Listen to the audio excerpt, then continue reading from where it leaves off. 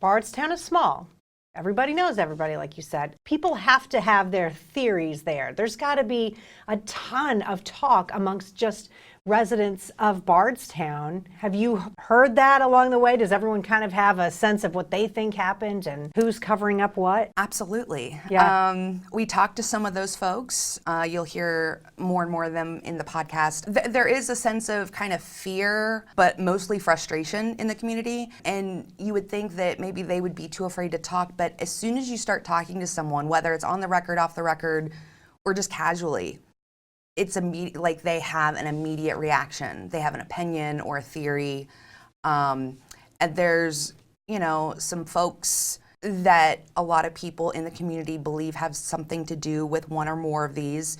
And you'll hear about those as the podcast progresses. Now, we do hear in the podcast a lot of you and Shay talking with investigators, state police.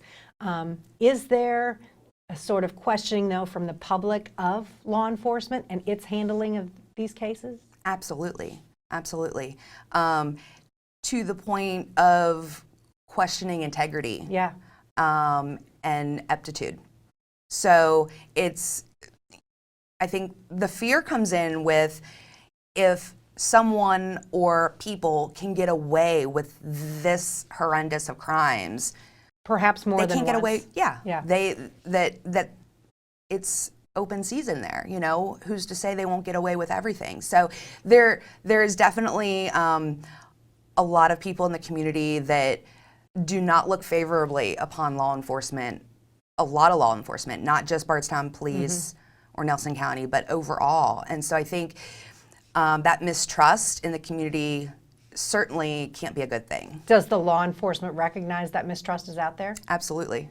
What are they doing to stem that? Well, Nelson County is only investigating Crystal Rogers' case. The rest of the cases are being handled by the Kentucky State Police. Even Crystal's dad? Tommy Ballard is being investigated by KSP. As far as all the other cases go, there's not much that Nelson County or Bardstown can say on those cases because they're not investigating them. What we hear from the Kentucky State Police is, they're better off today than they were yesterday in the investigation. They have a team of detectives working on these cases, and they believe that they will solve them. Well, I hope for the family's sake that they do. And really for the whole town, like you said, as another victim, being worried and fearful of things. But this is a crazy situation in a small town. And whether they're all connected, we don't totally know that yet. But the killing of Kathy Netherlands and her daughter Samantha, I had forgotten that was part of this whole thing until I was listening to your podcast. And that just seems kind of separate, the way the shootings were done versus the way those two were killed. The MO is so different. But I would imagine people still might think that they're all connected because they're all unsolved. Right. I mean, I don't know about you, but I grew up in a small town. And I think in the 18 years I lived there was one homicide.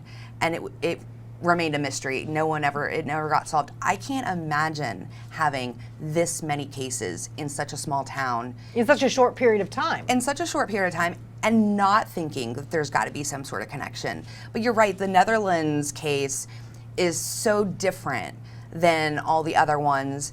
And it just seemed like such a personal attack in the way that they were killed. So, are they connected? We'll keep digging. So let me ask you this. As an investigative journalist and doing this podcast, you have to almost fully, immerse yourself in doing this. Does it take over your life for a period of time? Is it like you're laying awake thinking about theories and what this person said and going over interviews? Is that part of putting this together? Always. Yeah. Always. From the moment I stepped foot in Bardstown this time around, I think I did about 4 trips for this particular podcast, and just driving there, I'm already writing in my head. Driving past exit 34 for the first time in 6 years, I get chills. Which that is where Officer Jason Ellis was killed. Correct. And so, I mean, yes, I still, driving here from Louisville, I was going over in my head because we did a Reddit AMA, and people were giving their theories and ideas and things, and and the phone calls we've gotten this week, and I'm starting to just think about all of those, and no, you don't get a break from it, certainly I'm not equating myself with a police investigator, but they talk about how they go to bed thinking about it and they wake up thinking about it. I will wake up in the middle of the night and think of something I need to either ask or request or look at. So it sticks with you. In Jason Ellis's case, as a journalist, we always have at least that one story that will always stick with us, and that was the case for me.